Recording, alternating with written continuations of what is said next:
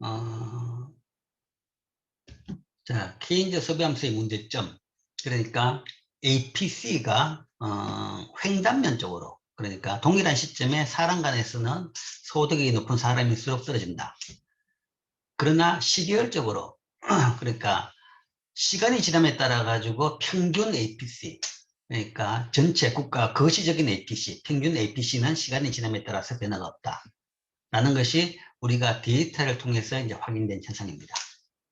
자, 그것을 설명할 수 있는 이 소비 함수를 보게 되는데, 그 다음에 이제 두 번째 소비 함수가 모딜리아니의 생애 소득 가설입니다. 모딜리아니는 이걸로서 이제 노벨 경제학상을 받았는데, 이 화가 이름하고 라스트 네임 같죠, 그죠? 모딜리아니. 이 G는 무금입니다. 잘못하면 모디글리아니라 그러는데, 이건 G는 무금이라서 안 읽고, 그러니까 모딜리아니라고 했습니다. 모딜리아니가 50년대 이제 생애소득 가설을 제안했습니다. 자, 판이 바뀌면서 피쉬 모양이 빠졌는데, 어쨌든 소비가 평생 소득에 의존하며 사람들은 소비를 평탄화하고자 시도한다라는 거죠. 자, 케인즈 소비 함수만 본다 그래도 우리는 케인즈 소비 함수의 소비는 그냥 그때 소득에 따라서 소비가 변한다 라고 우리가 해석을 할 수 있습니다. 그해 지금 받는 월급에 따라서 소비를 한다라는 거죠. 그 당시의 소득에 따라서 소비를 한다라는 건데, 이 모딜리안의 주장 자체는 뭔가 하면, 소비가 뭔가 하면 이 당장의 지금 현재 시점의 소득보다는 평생 소득에 의존해 가지고 소비를 하게 된다. 뭐 어느 정도 거기도 그 주장도 뭐 납득이 되죠. 납득이 되는데, 물론 이제 여러분 같이 아직 소득이 없는 사람이 뭔가 나중에 소득이 생길 것이라고 해가지고 돈을 빌려가 쓰진 않겠죠. 그렇지만 직장 다녔을 때 뭔가 월급을 많이 받는 사람도 많이 받는다고 다 쓰진 않죠. 나중에 노후를 위해 가지고 저축을 하는 겁니다. 노후를 위해서 저축을 한다는 것은 결국은 평생에 내가 어떻게 살 것이냐, 그거 봐가지고 거기에 따라서 소비를 결정한다는 이야기죠. 즉, 소비가 평생 소득에 의존해서 소비가 결정되고, 평생 소득을 생각해가지고 소비를 결정하고, 또한 그러면 소비를 어떻게 할 것이냐, 어떻게 소비하는 것이 제일 좋냐 그러면 소비는 평탄화하는 것이 제일 좋더라라는 겁니다. 평탄화. 자, 이거는 이제 아주 미시경제학적인 이야기인데, 그러면 예를 들어 가지고 내가 평생 동안 50년 산다. 50년 사는데 50년 동안 평생 소득은 나름대로 개선을 할 수 있다면, 그거를 50년 동안에 어떻게 매년 쓰는 것이 제일 좋냐라고 하면, 다른 복잡한 게 없다 그러고, 다른 복잡한 게 없고 단순하다 그러면 50분의 1씩 매년 쓰는 게 제일 좋습니다. 50분의 1씩 매년 쓰는 것이. 그것이 여러분들이 미시경제학에서 배웠던 소비함수, 소비함수의 효용 극대화할 수 있는 솔루션이 그렇게 나오는 겁니다. 평탄화. 그러니까 매년 동일한 액수만큼 소비하는 것이 제일 좋다는 거죠. 그러니까 뭐 100이 있다. 그러면 한 해 10 쓰고 한 해 90 쓰는 것보다는 50, 50씩 쓰는 것이 훨씬 더 만족도가 높다 한 거죠. 그게 우리가 가지고 있는 일반적인 효용함수에서 효용을 극대화시킬 수 있는 그런 솔루션이 됩니다. 즉, 사람들은 소비를 평탄화하고자 시도한다.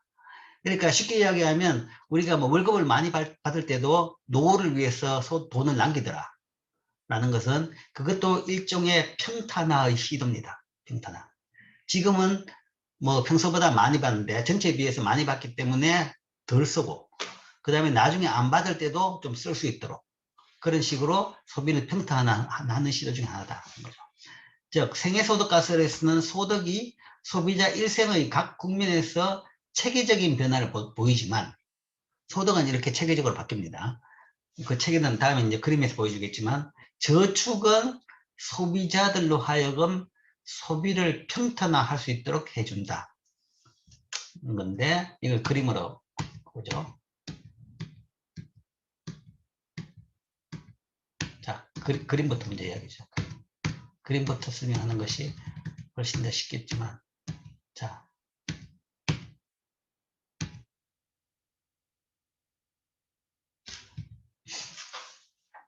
자, 소득은 나이에 따라서 체계적인 변화를 보인다라고 했죠.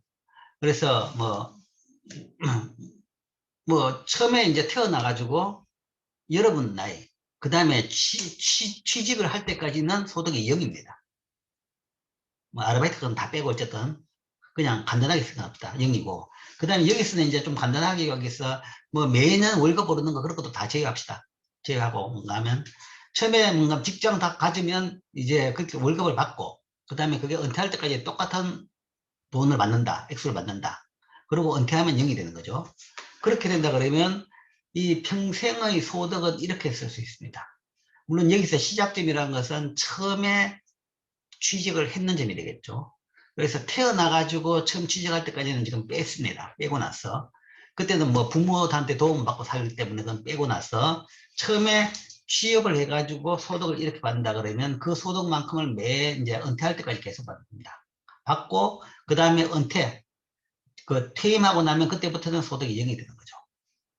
그래서 우리가 소득은 나이에 따라서 체계적으로 바뀐다. 일할 때 받는 거, 그 다음에 은퇴하면 0이 되는. 그게 이제 체계적인 변화다. 그런 거죠. 그러면 소비는 어떻게 하면 좋을 것이냐? 소비는 아까 이야기했죠. 평탄화가 제일 좋다라는 겁니다. 평생 똑같은 액수만큼 받는 게 제일 좋은 겁니다. 그러면 이게 뭔가 하면 평생 이렇게 소득을 받는데 그러니까 이 초록색 및 녹색 밑에 이 면적, 이게 평생 내 소득입니다. 그거를 내 평생 죽을 때까지 중에서 뭔가 하면 n분의 1로 나눠가지고 소비하는 것이 제일좋습니다. 그래서 이 주황색. 물론 사람들이 이 점을 찾아가지고 이걸 선택할 수는 없는 경우가 많긴 많지만 내가 언제까지 살지 모르니까요. 그런 것도 있죠. 어쨌든. 그렇지만 할 수 있다 그러면 이렇게 하는 게 제일 좋죠. 이렇게 하는 게 제일 좋고. 그 다음에 이런 경우에 뭔가 하면 그러면 소득보다 소비가 적을 때의 이때 이 사이의 면적은 바로 저축이라는 얘기입니다. 이때 저축을 해가지고 소위 나중에 노후를 위해 저축하는 것이 이 부분이죠. 이 부분이 나중에 은퇴하고 난 뒤에 소득이 0인데도 이 높이만큼을 소비를 할 수 있는 겁니다. 그래서 이 면적하고 같게 될 수 있도록 여기서 이제 저축을 하는 거죠. 그래서 이게 저축이고, 그 다음에 이 면적이라는 것은 사실은 마이너스 저축인 겁니다. 나중에 은퇴하고 난 뒤에 저축을 이제 까먹는 과정이죠. 까먹으면서 결국은 여기까지 산다라는 거죠. 그러면서 제일 잘 된 케이스는 딱 요만큼을 이만큼 다 쓰고 딱 죽는 거. 이런 경우가 안 남기고, 안 모자라고 안 남기고 죽는 게 제일 최적의 경우겠죠. 자, 그렇다 그러면 여기에서 뭔가 하면 재산이 어떻게 되느냐라는 겁니다. 부는. 재산이라는 것은 이렇게 바뀐다는 겁니다. 시작 시점에서는 재산이 없었는데, 이제 재산이라는 것은 저축이 쌓인 게 재산입니다. 저축이 이만큼 정도 쌓이면 재산이 이렇게 늘어나죠. 계속 늘어나죠. 똑같은 비율로, 똑같은 액수만큼 저축이 되니까 이렇게 쭉 늘어납니다. 어디까지 늘어나냐 그러면 은퇴 시점까지 늘어난 거죠. 그 다음에 은퇴 시점부터는 이제 이 재산을 까먹고, 마이너스 저축을 통해 재산을 까먹죠. 까먹으니까 이제 재산이 점점 줄어듭니다. 줄어들어서 제일 잘 된 경우에는 이때 재산이 0이, 내가 죽을 때 재산이 0이 되는 경우가 최선인 경우죠.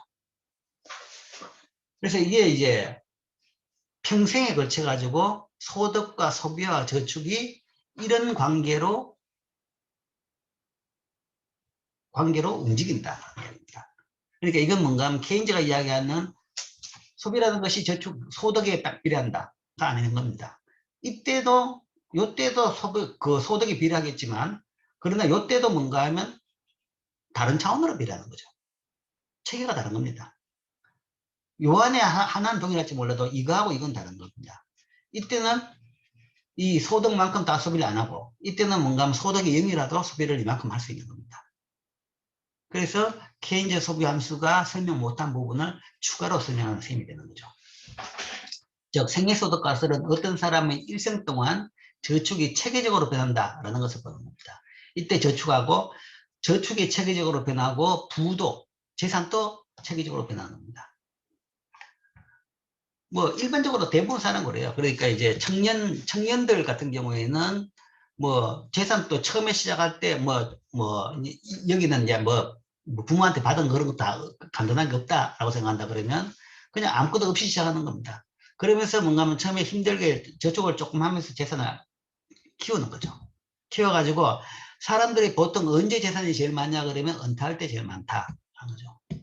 그리고 이제 은퇴하고 난 뒤부터는 그 재산을 쓰면서 산다라는 것이 이제 이 패턴이라는 것은 뭐 대부분 사람들이 다 동의할 수 있는 그런 일반적인 패턴인 거죠. 그래서 그 패턴을 설명한 것이 모딜리아니의 생애소득가설이다. 즉 소득, 소비라는 것이 그러니까 그때 소득에 따라서 움직이는 것이 아니라 생애소득에 따라 가지고 소비가 바뀌더라. 생애소득에 따라서. 전체의 생애소득에 따라서 소비가 결정되더라. 자, 그래서 이것을 수식으로 설명해 보면 앞에 설명하죠. 이것을 이제 수식으로 설명하기 위해서 즉 아까 말한 대로 APC의 두 가지 특징을 설명하기 위해 가지고 이런 수식으로 만들어 설명합니다. 그걸 설명하기 위해서 각 주요 부분들을 이렇게 변수로 정의를 먼저 해보면 재산을 뭔가 하면 W로 합시다. 웨스의 이니셜이죠, 그죠? Y라고 하고 Y는 은퇴 시까지 연간소득. Y가 우리 소득이죠. 소득이기 때문에 이 Y는 소득을 하는데 이때는 이제 은퇴 시까지 연간소득이죠. 그리고 간단하게 여기에서 직장 다닐 때는 매년 받는 소득은 그냥 동일한 정해진 숫자다. 그래가지고 Y는 고정된 하나에 갑시다. 라고 가정을 하고 그 다음에 R은 은퇴 시까지 경과연수라는 거죠. 자, 재직기간. 20년이면 20년, 30년이면 30년 직장을 다니는 기간이다. 그 다음에 T는 생애 연수, 내가 살아있는 기간이다. 하는 거죠. 그리고 단순화를 위해 가지고 이자율도 0이다. 그리고 소비는 평탄화가 최적이다. 내 평생 동일한 액수로 소비한다. 이렇게 가정해 가지고 소위 재산과 재산의 변화를 보면 생애 전체 총 내 평생 동안 내가 받는 재산이라는 것은 이 웨스 하고 여기서는 하나 빠졌네. W의 정의를 여기서는 아까 그림하고 조금 다른 개념이 되는데 그냥 최초의 부가 있다라고 가정하는 겁니다. 그러니까 이거는 뭐 부모한테 정해받은 돈이랄까 뭐 그런 거라고 생각하면 되겠죠. 최초의 부가 있다 그러면 어쨌든 내 생애 전체에 내가 쓸 수 있는 것은 내가 받은 돈, 이 웰스하고 그 다음에 근로소득이라는 것은 매년 Y만큼 연봉을 받고 그 다음에 내가 받을 수 있는 기간은 R 기간만큼 받게 되죠. 그래서 R 곱하기 Y만큼이 또 근로소득입니다. 이게 내 평생 가질 수 있는 소위 돈이죠. 쓸 수 있는 돈이죠. 평탄한 소비를 위해 가지고 소비자는 자원을 평생 동안 동등하게 배분한다. 그러니까 이거를 매년 n분의 1만큼 쓰는 것이 제일 좋다는 거죠. 그렇다 그러면 매년 얼마 쓸 것이냐? 이거를 내가 평생 동안 살 수 있는 T 연수로 나누는 겁니다. 그래서 이걸 T로 나눈 것이 나의 매년 소비가 되는 거죠. 그럼 이걸 가지고 우리가 이 안에 W가 있고 R이 있기 때문에 이걸 가지고 뭔가 하면 이렇게 다시 나눕시다. W하고 Y. 그러니까 이건 재산이라는 요소하고 이건 소득이라는 요소죠. 그러면 그걸 앞에 요거 이 개수로 붙인다 그런 것은 이렇게 쓰면 여기서 알파라는 것은 T분의 1이죠. T분의 1. 그러니까 T분의 W가 알파 W니까 알파는 T분의 1입니다.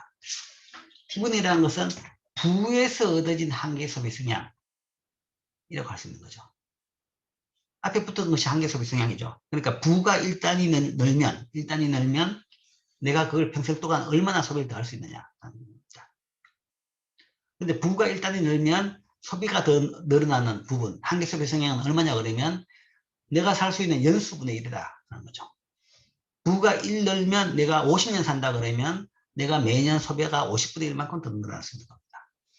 그래서 알파는 부에서 얻는 한계 소비 성향이고 그 다음에 베타는 소득에서 얻는 한계 소비 성향인데 이것은 뭔가 하면 T분의 RY죠. T분의 RY고 Y의 함수이기 때문에 베타로 적었다는 것은 베타는 T분의 R입니다.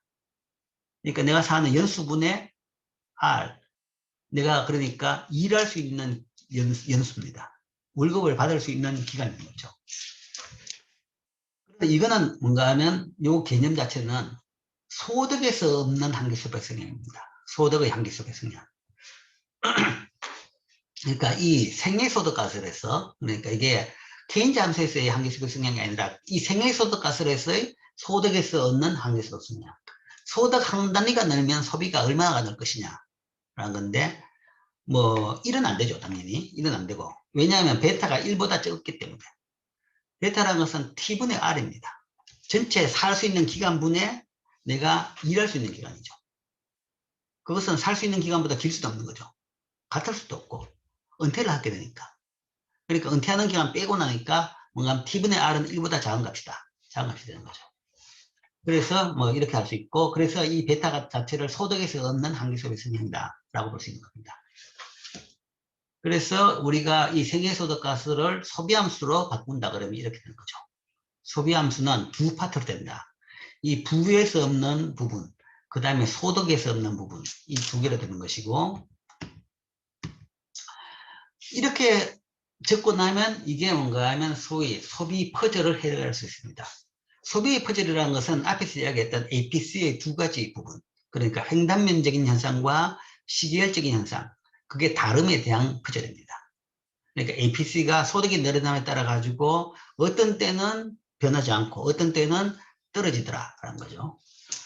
근데 그걸 이 함수는 두 개 다 한꺼번에 설명할 수 있는 겁니다. 즉 APC는 이 함수에다가 이 함수가 이렇게 나왔는데 이걸 이 함수에서 APC를 구해보면 APC는 이렇게 예측할 수 있는 거죠. 그러니까 앞에 있는 소비 함수를 Y로 나누면 소위 소득의 한계 소비 성향에는 Y가 있었는데 Y로 나누니까 이게 1 약분대가 없어지죠. 그죠? 그래서 베타는 남아있고, 그 다음에 이 웰스 부분, 재산 부분에서는 Y분의 W가 되는 거죠. 예, 이렇게 남아있는 거죠. 가계들 간의 소득은 부보다 변화가 더 심하므로 고소득 가계는 저소득 가계보다 APC가 더 낮습니다. 그러니까 소득은 부보다 변화가 더 심하죠. 부보다 변화가 더 심하죠. 부자는 계속 부자입니다. 그런데 소득은 뭔가 하면 사람 간의 소득 격차가 굉장히 심하죠. 그래서 우리가 뭔가 하면 소득 불균형 이런 용어를 많이 쓰는 겁니다. 고소득 가계는 저소득 가계보다 APC가 더 낮습니다. 그렇기 때문에 고소득 가계는 저소득 가계보다 APC가 더 낮은 거죠. 그러나 장기적으로는 그래서 이게 뭔가 하면 이 횡단면적인 설명은 그렇게 하는 거죠. 횡단면적인 설명으로는 이게 소득이 부보다 변화가 더 심하기 때문에, W보다 Y가 변화가 더 심하기 때문에 고소득 가계, Y가 많은 사람은 저소득 가계보다는 APC가 더 낮게 됩니다.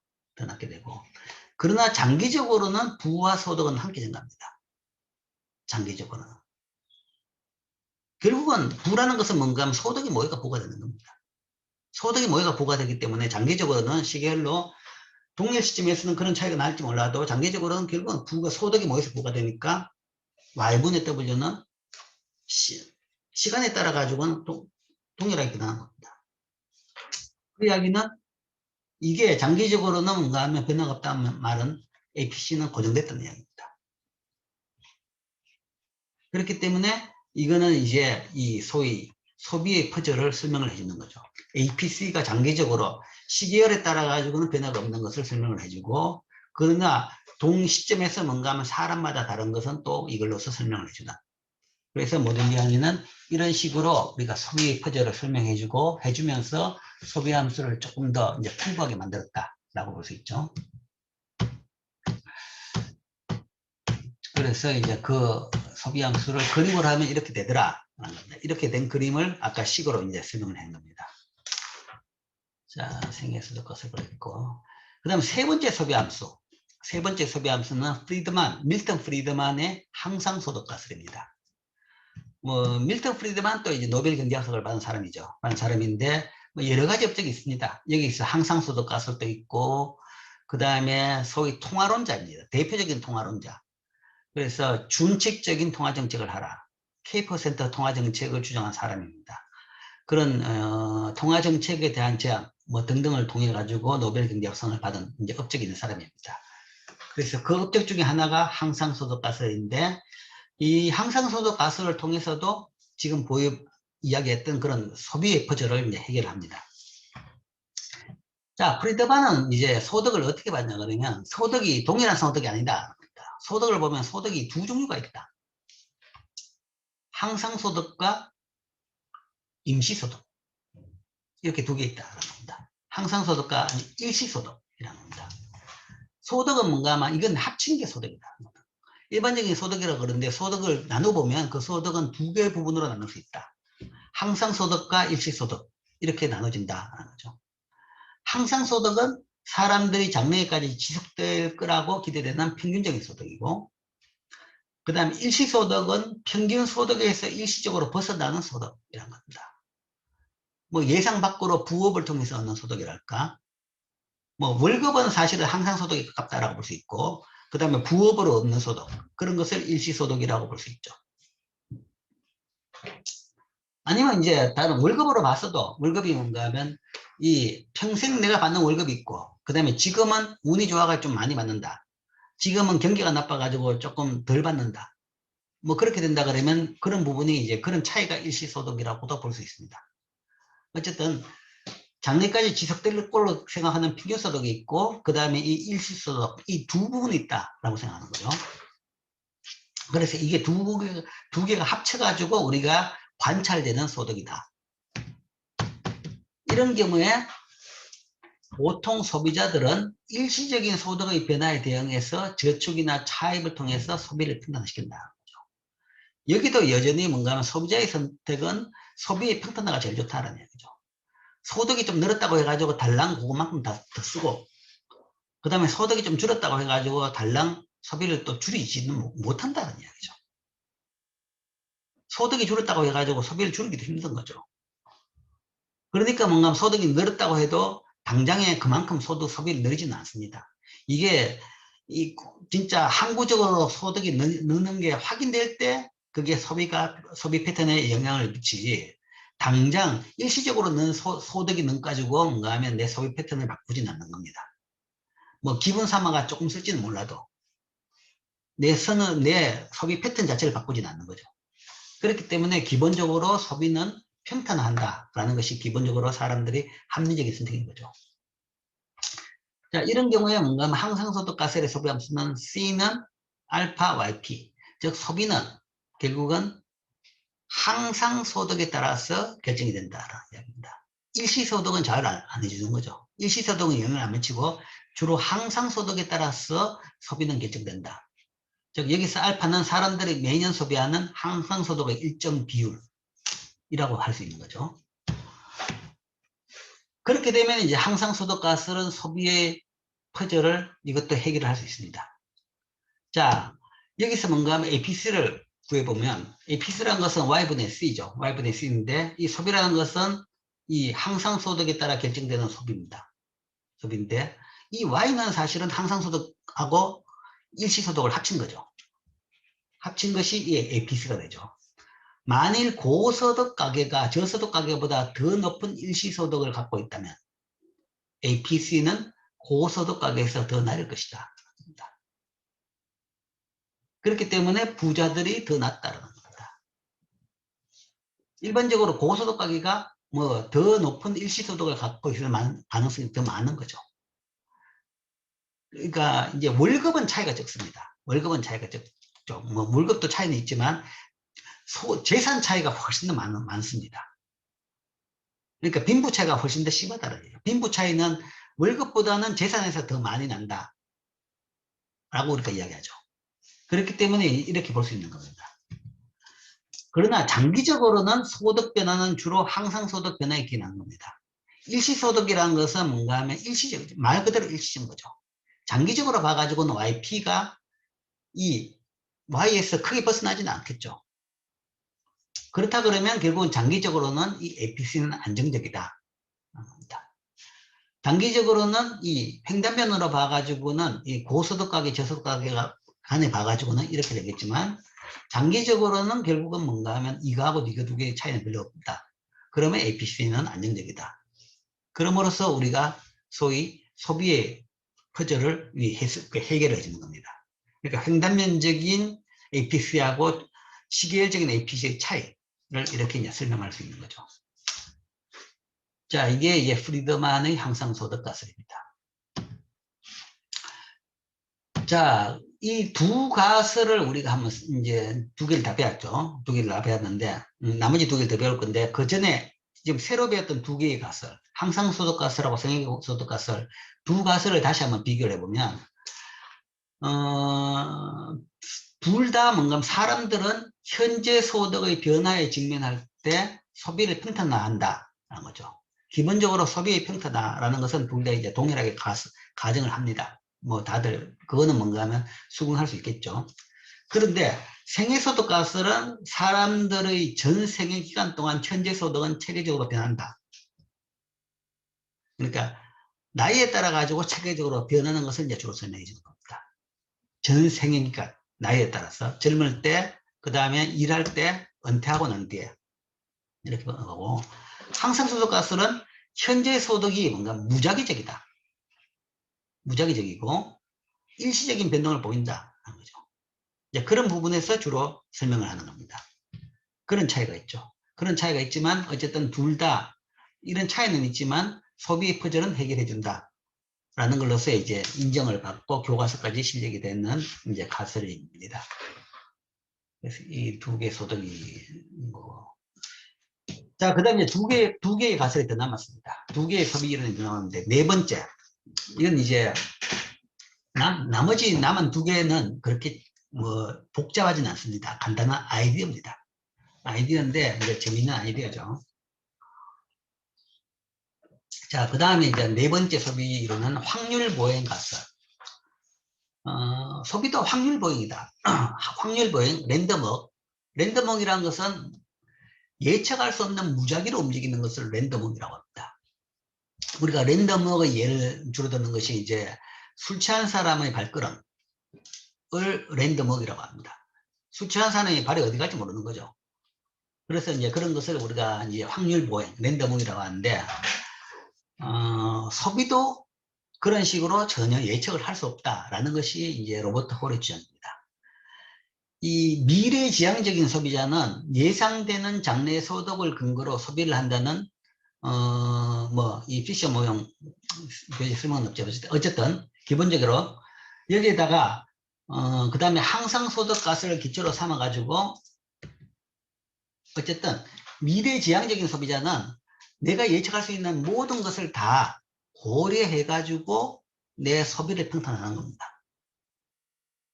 그리고 일시소득을 주장하더라도 일시소득마저도 나름대로 예측을 할 수는 있다는 얘기죠. 할 수 있고, 그 다음에 뭔가 나중에 은퇴도 생각하고 모든 걸 다 생각해가지고 나름대로 현재 소비를 선택을 했다는 거죠. 그래서 평탄화한 소비를 선택했다는 거죠. 즉, 소득과 같은 장래 변수를 예측하는데 얻을 수 있는 모든 정보를 사람들이 사용한다. 사용해서 사람들이 결정했다는 거죠. 즉, 이 홀이 이런 주장을 한 것은 사실은 이제 이 주장의 배경이 되는 것은 이때 소위 합리적 기대 가설이 굉장히 이제 쫙 퍼질 때입니다. 합리적 기대 가설, 이제 로버트 루카스가 아마 제안했고, 루카스하고 이제 몇몇 사람들이 제안했는 합리적 기대 가설. 뭐 그 배경이라는 것은 뭐 몇 번 이야기했죠. 그 폴 보크 쇼크 이후에 소위 이 희생 비율이 굉장히 낮더라. 즉 사람들이 생각보다 뭔가 합리적으로 행동하더라라는 거죠. 정보에 따라서 정보를 다 그 변화 정책에 대한 정보를 다 생각해 가지고 빨리 조정을 하더라, 빨리 적응을 하더라라는 이제 그런 경험 하에서 합리적 기대 가설이 이제 경제학에서 쭉 퍼졌습니다.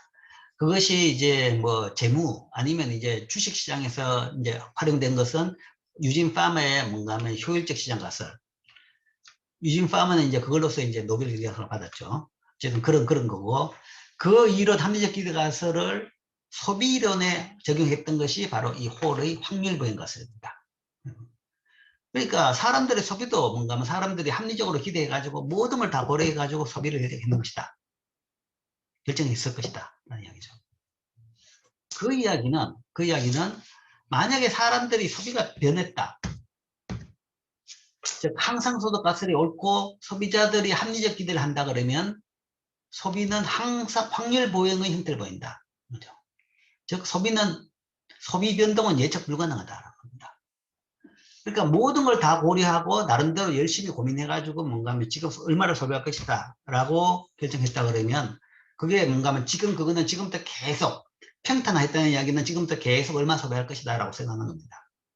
그런데 만약에 소비가 바뀌었다 라고 하면 바뀔 수 있는 유일한 이유는 그때 이후에 뭔가 바뀐 겁니다. 뭔가 변화가 있었기 때문에 그런 겁니다. 변화가 없다 그러면 바뀔 게 없는 거죠. 합리적 기대를 했다 그러면 모든 걸 다 고려한 겁니다. 그런데 그 뒤에 소비가 바뀌었다 그러면 그 합리적 기대할 때 이후에 뭔가만 새로운 충격이 왔기 때문에 그런 겁니다. 그렇다 그러면 그 새로운 충격이라는 것은 결국은 전혀 예측할 수 있는 건 아닌 거죠. 즉, 그 이야기는 소비 변동은 예측 불가능하다. 당연히 소비는 변동을 하죠. 변동을 하는데 이제 왜 변동하느냐 그러면 경제가 변동하고 사회가 변동하기 때문에 새로운 충격이 자꾸 생기기 때문에 변동을 하는 겁니다. 그것이 뭔가 하면 정책이라든지 예측 가능한 부분에서 변동하는 것은 아니란 이야기죠. 즉 소비 변동은 그렇기 때문에 소비 변동도 예측 불가능하다. 예상된 소득이나 부의 변동은 이미 예상된 상소득에 다 감안되어 있는 거죠. 그렇기 때문에 소비에는 영향을 미치지 못하는 겁니다. 못하는 것이고 오직 예상치 못한 소득이나 부의 변동이 발생하는 경우에 항상 소득은 변할 수 있는 겁니다. 그래서 소비가 변동될 것이다. 자, 이게 왜 별 이야기가 아닌 것 같은데 라고 하겠지만 이게 왜 중요하냐 그러면 자, 이 주장이 맞다 그러면 결국은 경제 정책은 효과가 없다는 이야기입니다. 소비를 늘리려는 정책은 해봐야 소용이 없다는 겁니다. 안 는다는 이야기죠. 정책이라는 것도 다 사람들이 예상을 하는 겁니다. 그런 것들은 다 예상 가능한 거죠. 그러니까 있어도 정책의 효과는 굉장히 한계적이고 적을 것이다. 아주 예상 밖으로 아주 진짜 예상 밖의 정책을 하지 않는 한에는 정책이라는 것은 효과가 없다는 겁니다. 이게 이제 이 주장의 의미입니다. 그러니까 사람들이 이렇게 합리적으로 판단해가지고 판단을 그러면 소비는 완전히 예측 불가능하는 겁니다. 그 이야기는 이거를 움직이기는 쉽지가 않다는 겁니다. 예측 불가능한 요인에 따라가 소비가 늘 수도 있고 줄 수는 있습니다. 그런데 인위적으로 정책적으로 움직이기는 힘들다라는 것이 이 확률 보행 가설의 임플리케이션이다 라고 볼 수 있습니다. 즉 소비자들이 항상 소득 가설을 따르고 합리적 기대를 한다 그러면 예상치 못한 정책 변화만이 소비에 영향을 미치는 것이다. 그러니까 우리가 통화정책이라 그러면 대부분 다 예상 가능합니다. 그리고 정책은 그렇게 해야 된다라고 우리가 계속 주장했죠. 그리고 정책평가에서도 그랬습니다. 재정정책도 마찬가지고. 그렇다 그러면 그런 정책은 결국 소비에 영향을 못 주고 그 이야기는 정책이라는 것이 경제에 영향을 못 준다. 거시경제정책은 경제에 영향을 못 준다라는 결론이 되는 셈이죠. 자, 이게 이제 확률 보행 가설의 의미입니다.